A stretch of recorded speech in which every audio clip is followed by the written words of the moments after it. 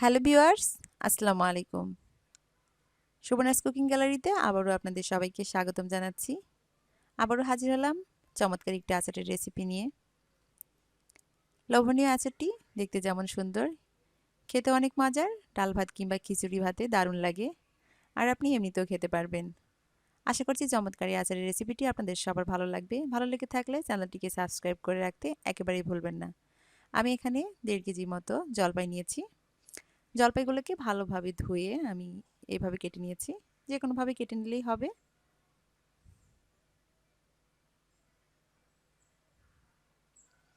চলে যাচ্ছি মূল রান্নায়। এখানে আমি একটা পাতিলে দিয়ে দিচ্ছি 1 কাপের মতো সরিষার তেল। তেলটা গরম হয়ে গেছে, আমি দিয়ে দিচ্ছি 2টি তেজপাতা, 4টি লাল মরিচ, 2-3 টুকরা দারচিনি, 3-4টি এলাচ। একটু নেড়ে নিচ্ছি।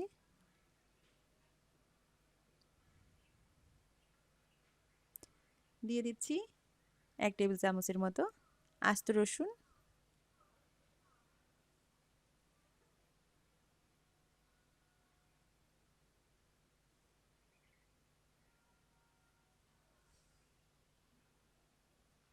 এখানে দিয়ে দিচ্ছি আমি 1 টেবিল চামচ পাঁচফোড়ন।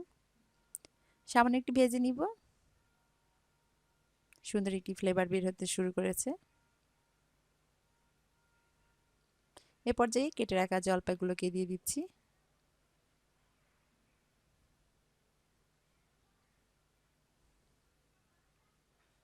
ভালো করে মিশিয়ে নেব।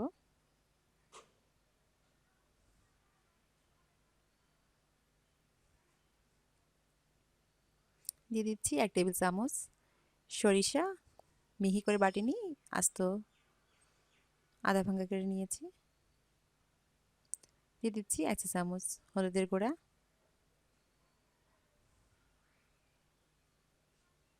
1 চামচ লাল মরিচের গুঁড়া,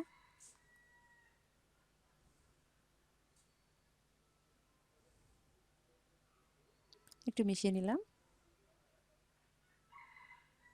একটু ভালো করে নেড়ে চেড়ে মেশাতে হবে।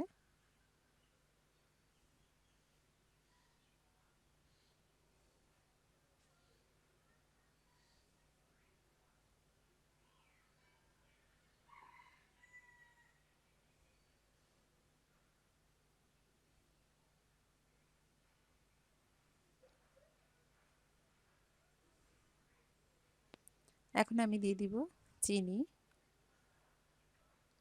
আপনারা আপনাদের টেস্ট অনুযায়ী দিবেন। আমি প্রথমেই অল্প করে দিচ্ছি, টেস্ট করে পরে আরও দিয়ে দেব। দিয়ে দিচ্ছি স্বাদ মতো লবণ।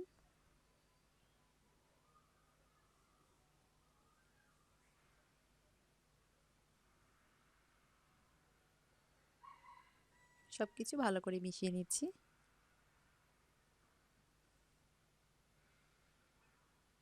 মেশানো হয়ে গেছে।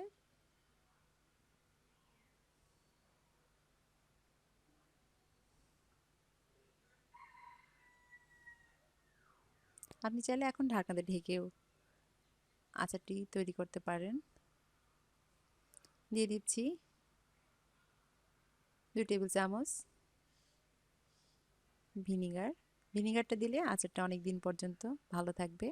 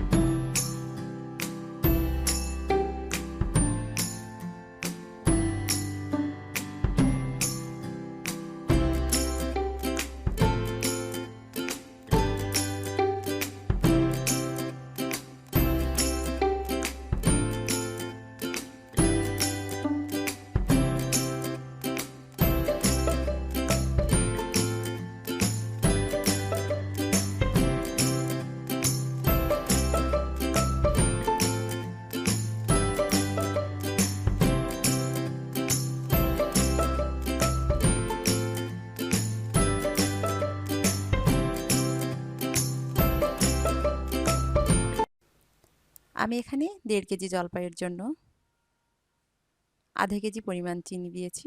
আপনারা চাইলে কম বেশি করতে পারেন। আমার এই পর্যায়ে আচারটা একদম রেডি হয়ে গেছে। এখন আরেকটু নেড়েচেড়ে আমি চুলা থেকে নামিয়ে নিব। একটু সময় নিয়ে করতে হবে।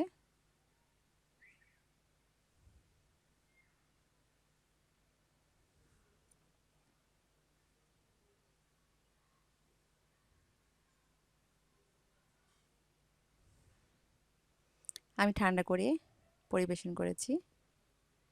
দেখতেই পাচ্ছেন কতটা চমৎকার দেখাচ্ছে। লবণীয় আচারের রেসিপিটি দেখতে একেবারেই ভুল করবেন না। আশা করছি আজকের এই ভিডিওটি সবার ভালো লাগবে। ভিডিও ভালো লাগলে চ্যানেলটিকে সাবস্ক্রাইব করে সাথেই থাকবেন। আজ এই পর্যন্তই বিদায় নিচ্ছি। আল্লাহ হাফেজ।